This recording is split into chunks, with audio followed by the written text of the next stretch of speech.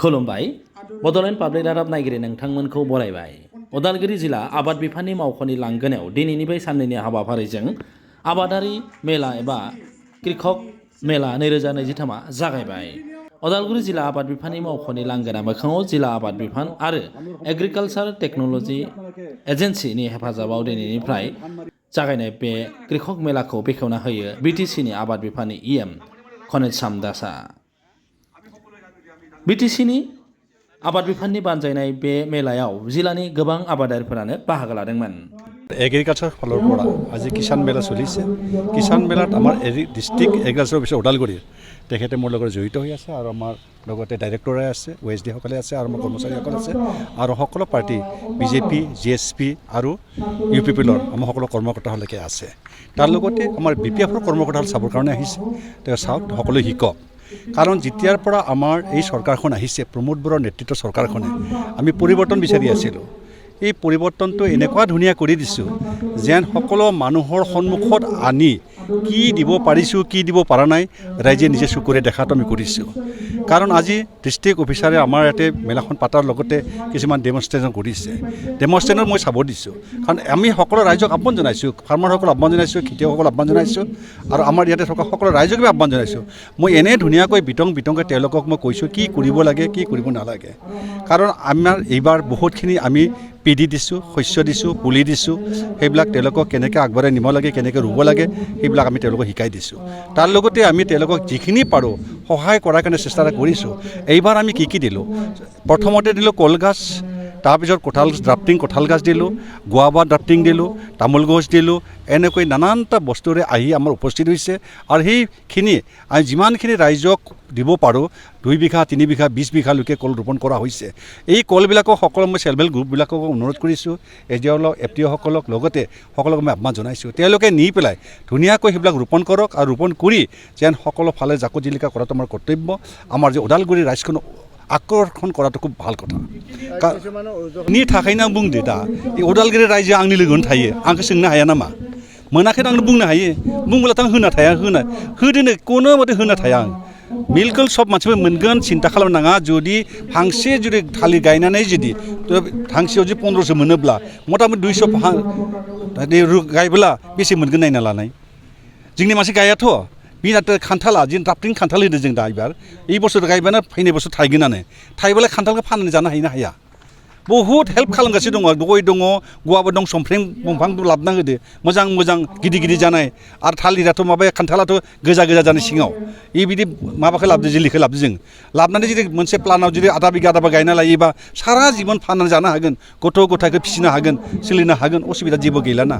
मानसिफोरा एकदम माइरं मोननाय थाखायनो रावबो खामानि मावनो लुगैया। न'आवनो जानो हायो आरो सानसे थांनानै खामला मावना फैबाय, फैसा मोनबाय, जौ लोंना उन्दुना थायो। इफोरखौ जाखायाना। निजिनि गथ'फोर दं, गथ'फोर जन्म लानाय लगे लगे आं बुंदो फांथाम माथा दंफां गायनो होदा फुलि गायबोला जुदि गथ'आ जन्म जानाय लगे लगे गायबा 18 बोसोर जानाय समायाव दंफां गिदिर जागोन। लाल चन्दन, अगरु, बगा चन्दन इफोरखौ गायबा, गुफुर चन्दन गायबोला 18 बोसोर जाबा जागोन ना मिसर जागोन जाया? इखौथ' मथा-मथि फाननाय समायावथ' मथा-मथि कोटि थाखा मोनगोन ना, कुनु असुबिदा फैसा मोनगोन ना। इफोरखौ खालामनो लुगैया मानसिफोरा। बेनि थाखायनो कमप्लिट आं मिटिंनि मोखाङावनो बुंबाय, इफोरखौ खालामबासो सोलिनो हागोन, नङाब्ला सोलिनो हाया। भबिष्यते दा जों ड्रागन होगासिनो दं, साननैनि उनाव बा सानथामनि उनाव फैगोन ड्रागना। ड्रागन जुदि थाइसेयावनो 300 मोनोब्ला मा नांगौ जोंखौलाय? जुदि न'आव जुदि मथा आधा बिगा गायनो दोनब्ला बे ड्रागन फाननाबो जाजायो। मथा 6-7 मास ड्रागना थायो, कुनु असुबिदानो गैया। दाथ' 12 मास थानाय जाबाय, कुनु असुबिदानो गैया। जुदि क्लाइमेट थिग थायोब्ला असुबिदा गैखाया। इफोरखौ खालामनो हायो ना हाया? हायो, खिन्थु मानसिफोर एलेहुवा जालांबाय। इनि थाखायनो जों मेला बानायनानै मानसिखौ बुंगासिनो दङ। इनि स्मार्ट कार्डबो बानायगासिनो दङ जोंहा दा। 50 लाखनि स्मार्ट कार्ड उदालगुरि, तामुलपुर, बाक्सा जिल्लायाव जों होदो आरो क'क्राझारावबो होदो। दाबो क'क्राझारनि थाखायबो जों आरो दा 25 लाख हमना होबाय। दा हमनानै इसोरबो मोनथोंसै। स्मार्ट कार्ड थाब्लाथ' कुनु असुबिदा कृषिनि थाखाय कृषि मेलायाव मा जागोन दा किसाननि फैसा लानायनि असुबिदा, सरकार फैसा होगासिनो दं, लानो कार्ड गैया जोंहा। जुदि कार्डआ मोनब्लाथ' फैसाखौ मोनगोन ना। 2000 मास मोनबा बहुत जायो ना। इनि थाखायनो जों सब फेसिलिटि होगासिनो दङ। रायजोफोर लाबा जाबाय, रायजोफोर सोलिबा जाबाय आरो भबिष्यते रायजोआ जेन दुखु मोननो नाङा। जों इखौ साननो प्रमोद बर' सरकाराव जेन भबिष्यते मोजां सोलिनाय थाखायसो जों राहा लाना दङ।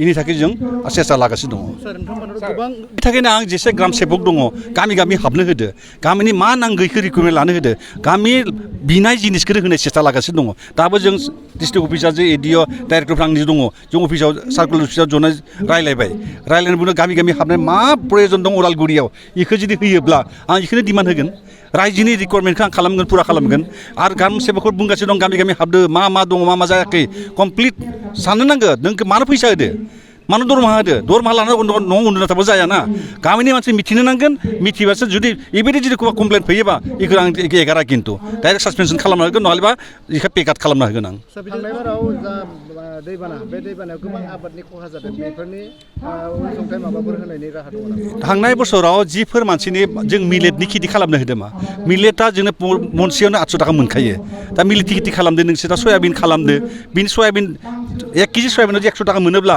खालामनो मानो लुगैयालै आरो मिलेटआ जुदि मनसेयाव जुदि 800 थाखा मोना मानो खालामनो हाया बिनि थाखायसो सिगां जों पिडि होबाय आरो जेसे गाज्रि जादोंमोन पिडिबो होबाय माइ जोलैबो डाबल होगासिनो दङ बेखौ लानानै खेथि मावनो होदो खेथियाथ' दा गाज्रि जादोंमोन दाथ' मोजां जाबायना खेथि नायनो मोजां लुगैबाय फिसाथ' एकदम गोसोआनो गाज्रि जादोंमोन आंहा अखा हायै समाव अखा हाबाय दा मोजां जाबाय खेथियाबो असुबिदा गैखाया दाबो दा वाटारमेलनबो दाबो सोलिगासिनो दङ थायगासिनो दङ दा समफ्रें जों फुलि होदो दा गिदिर गिदिर समफ्रें गायना लाबाथ' असुबिदा गैखाया ना समफ्रें केजि लाबोनांबा 120 थाखा लायो मानो गायनो हाया सार बे एग्रिकालसारनि जुगै जे गोबां बेबायदि मोनसे आं बेखौ सानाखै एकदम गरिब मानसिनि हा दङब्ला आधा बेयाव हा दङ मोननांगौ खारन गरिब मानसि उन्थिनांगौ दा गेदेरफोरनो दङानो जा थानायफोरनो फैसाथ' दङानो इसोरनो मोनना थायोबा उन्दैफोर मोनाबा गाज्रि जायोना बेनि थाखायनो डिस्ट्रिक्ट अफिसारखौ एकदम क्लियार आदेश होदो कमप्लिट मानसि मोननायनि अधिकार दङ बेयाव खुनु फिसा पार्टि नायनो नाङा खारन जोंनि सरकाराव जे बिपिएफ बा जायोबा बिजेपि इउपिएफ लादिफोर जेसे दङ बिपिएफ दङ इसोरबो मोननांगौ मोनब्लासो मानसिबो मोजां मोनगोन ना मानो परिबर्तन जाबाय नहालिबा